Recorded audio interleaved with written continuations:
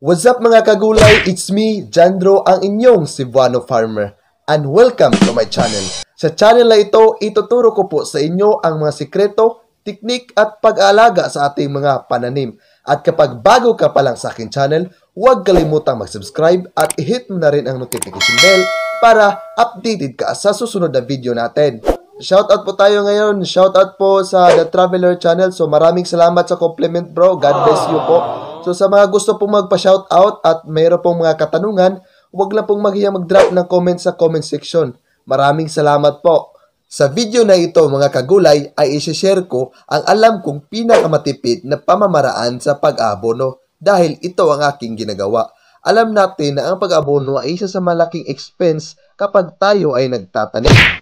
Huwag na nating patagalin pa mga kagulay. Let's go!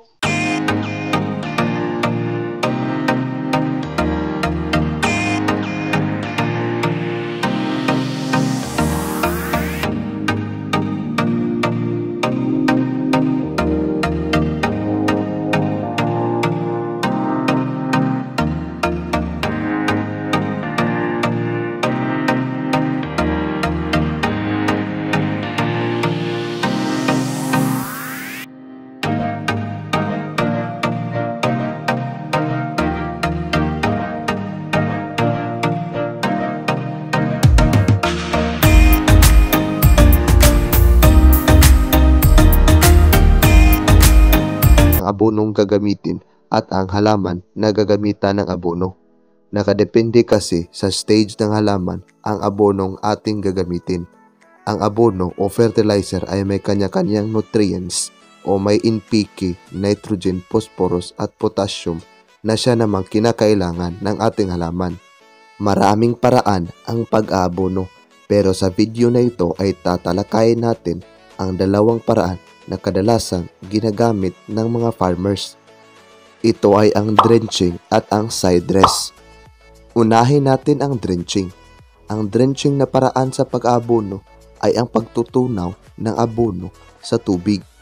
Ang isang latang sardinas ng abono ay itutunaw sa 16 liters of water o katumbas ng isang timba ng tubig.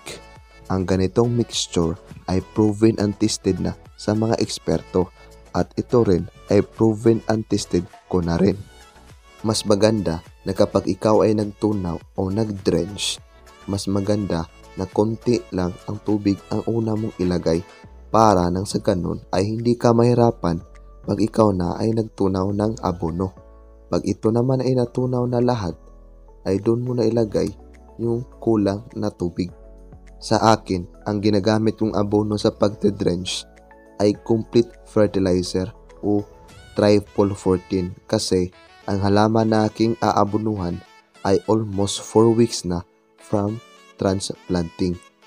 Mas maganda na kapag bata pa ang halaman ay gagamitan mo siya ng abono na may maraming nitrogen katulad ng urea o calcium nitrate para nang sa ganun maganda ang tubo at mabilis tumubo ang inyong halaman. Kapag sigurado ka na natutunaw na lahat ng abono, ay tsaka mo dadagdagan ng tubig. Ang complete fertilizer o triple 14 ay matagal tunawin dahil buo ito, di katulad ng ibang fertilizer o ng urea, calcium nitrate o ng 1620. Ngayon, dumako naman tayo kung paano i-apply ang ating abonong tinutunaw sa tubig. Laging tandaan na kapag nag-aabono ay ingatan na huwag mabasa ang dahon ng ating halaman dahil maaari itong maging resulta ng pagkasunog ng ating halaman.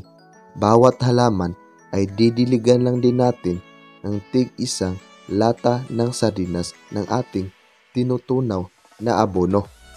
Laging tandaan na sa pag-aabono ay ingatan ang mga dahon na huwag mabasa sa ating tinutunaw na abono.